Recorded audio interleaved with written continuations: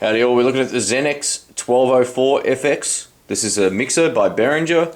This is sort of one of their budget type of mixers, but it does have a multi-effects processor here, so we can dial in different effects, you know, for room or ambience or delay or echo or chorus, flanger, phaser, or any of the above, or a combination of both. And it's pretty cool. It does have its limitations. I'm going to give you a bit of a rundown of what I think of this mixer and compare it to some of the other Behringer ones that I have or have used in the past. Now, one of the great things about this mixer, it's fairly cheap. You know, I think I paid around 200 Aussie dollars for this. It could have been less, maybe 150, I can't really remember. But the thing was, I got this at a price, it was on sale or something, and I wanted one with a couple of extra channels, and I also wanted it with some effects here too. So I'll just show you what effects we got on board here. Now you can find all this information on the net, but it's basically small hall, mid hall, big hall, and so forth. You can see them there, and you might notice that, say, between mid hall and big hall is the number 3 and 6. There is a 4 and a 5, and the 4 and the 5 is different variations of the mid hall. So you can get, you know, 3 mid halls, or church and small room, that's just one, but then there's 3 small rooms or 2 extra ones, and then it goes to mid room. So that's pretty cool. You can get, you know, different types of ambience on that same preset, which is pretty cool. And over here too, we've got the delay and reverb, you know, and so forth. They kind of mix the effects together. I've got it on 89 at the moment. I usually like it on 88, and you got a nice big bright LED here flashing and glowing. It's really clear and it's really easy to see. So, you know, if you're at a gig and it's dark, you can quite easily see what number that's on. And then down here we have the master output LED here, and the master volume here on the sliders, which is kind of cool, independent left and right channel. The thing is with these mixers, they are relatively noise free these days. I mean, back in the old days when Behringer were making stuff, if you A-beat it to a different mixer, you would hear no or a lot less hiss, especially on the EQ sections when you start messing with the EQ. But this one here is actually pretty good. The EQs have definitely gotten better. But the problem with this one is, in particular, I got it sitting on a, well, one 400 watt alto wooden cabinet speaker box. It's powered, it's got a 15-inch speaker in there and a horn, and those things are really loud. And I've done probably 50 gigs with this little one, and it has been awesome. I've had no problems getting more than enough volume just by turning that up and getting the levels right. I just find this one here to be not as loud, and I don't know why. It just doesn't have the volume output that this little baby here has, which is the 802. This has no effects on it either. This is just a bare bone mixer. Maybe the effects is what's causing the one under it not to give me the volume that I'm getting out of it. But I mean, it does sound good, and I've managed to work out what I might have been doing wrong with it the other night. But what I'm going to do now is just basically turn the channel strip up a little bit now, so you can hear my voice coming through. It's borderline feedback here. Let's try that. 2, so you can hear the ambience effect here. 1 2 1 2 2. So as I keep going, this is your effects here. You can add more,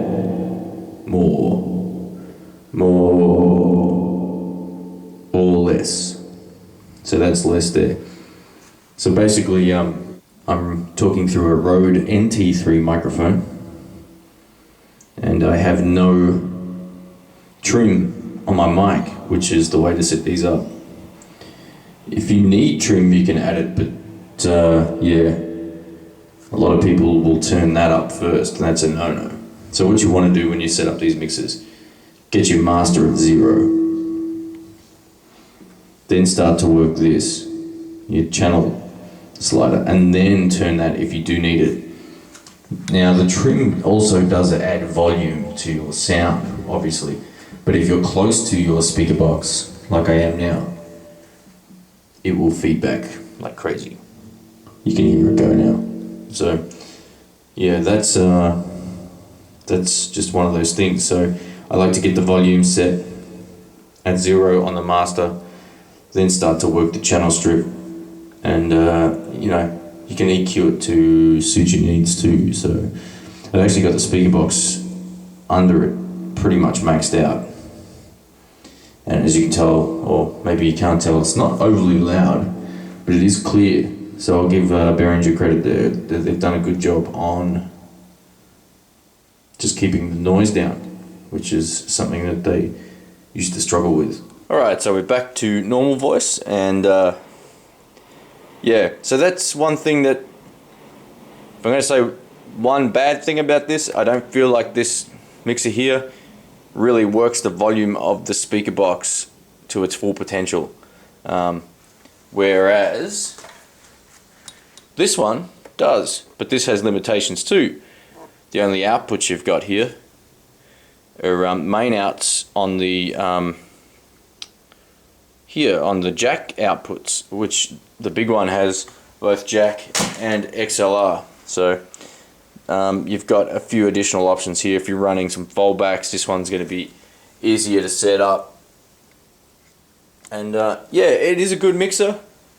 I just think to get the volume that some people may want out of this, they're going to have to sort of crank it and be far enough away from their actual speakers so they can get the full potential out of it. I just find it's not that loud. But I'm going to try an M3 microphone, and as you can probably tell, this one here sounds a whole lot more muddy than the one before. So we're going to turn up some tops a little bit and back off the bass. Actually, we're just going to back the bass off. Alright, so that's with the speaker box on full blast, which is a little concerning.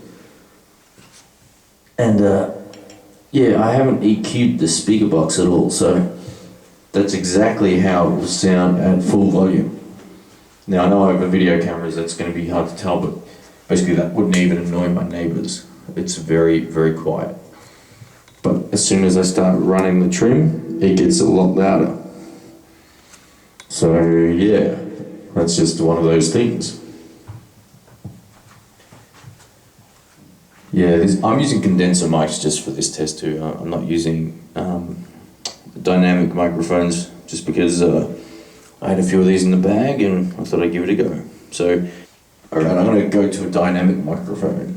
One sec. Alright, I'm talking through a dynamic microphone now. As you can tell, the whole sound feels a lot more scooped than it did before. And what I mean by that is it doesn't sound full. It doesn't have the clear tops that it had before.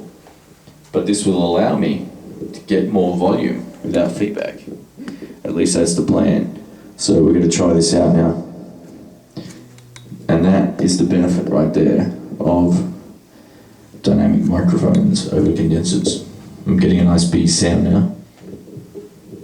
And I'm about 8 or 9 feet away from the actual speaker now. Check 1, 2, yep, 1, 2. So it sounds pretty good. It just doesn't sound loud, or as loud as I would have liked. Which may mean I need to either change the desk or get some different speakers, which is on the cards anyway, I think. Yeah, 1, 2, alright, so let's try that. Yep, check 1, 2. So that sounds pretty good. That sounds pretty cool. I'm going to go back now to the Rode NT3. This is the condenser mic. I'm just going to turn the trim back down and run the EQ flat because I don't think we'll need a whole lot of that. Alright, so this is the other one. It's a huge difference. The last microphone I was using was a Beta 57, sorry. 1, 2, 1, 2, yeah. Chickity chickity 1 2. I'd love to use these mics live, but they would feed back. Anyway, yeah. So that's the Behringer 1204 FX. I know that's not an in-depth review about, you know, what all of the EQs do and all that kind of stuff, but there's enough information on that on the net. I just wanted to give you my opinion about it. I've been using this a few times live now and I've been a little disappointed, and I don't like the fact that these lights here don't light up properly. I don't know what it is, but you can't get them to move, you know? Like, I don't get it. Even if, so let's say I crank the trim, we can see that it's clipping here, but the output's not there. And if we turn this the other way, where we turn the output up and then turn this and then turn that, we can start to, no, we don't start to get it going. That's the thing that confuses me. Why doesn't this work? 1 2, yeah, I don't get it. Yeah, 1 2. So these LEDs need to do something when you talk. You want to see where the output is in relation to where it clips, and also just on a whole. I don't sort of get what they've done there.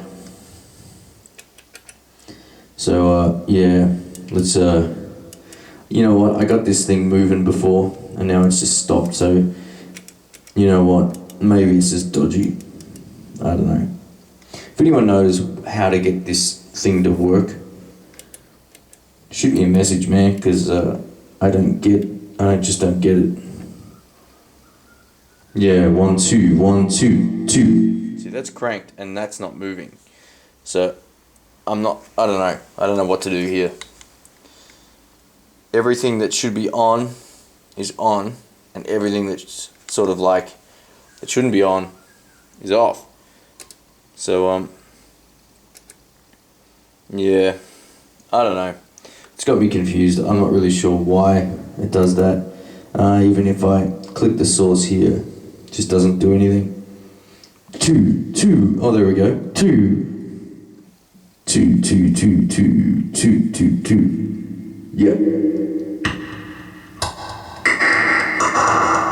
It's like the effects are coming through, not the actual sound.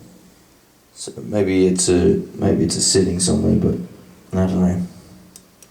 Yeah, yeah, yeah. Yeah, 1 2 2. Yeah.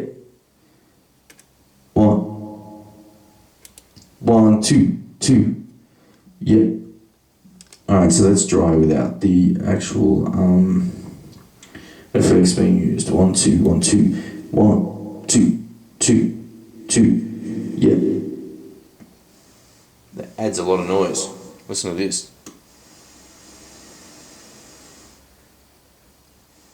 2 2. So the less of that, the better. Turn that down. Turn that up. Okay. So I'm going to work this out. 1 2. Check. Check. Delay. Gated. 1 2. Yep. 2 2. Yeah. Check. Check. Yep. Ooh, here we go. 1 2. Alright, 1 2. Yep.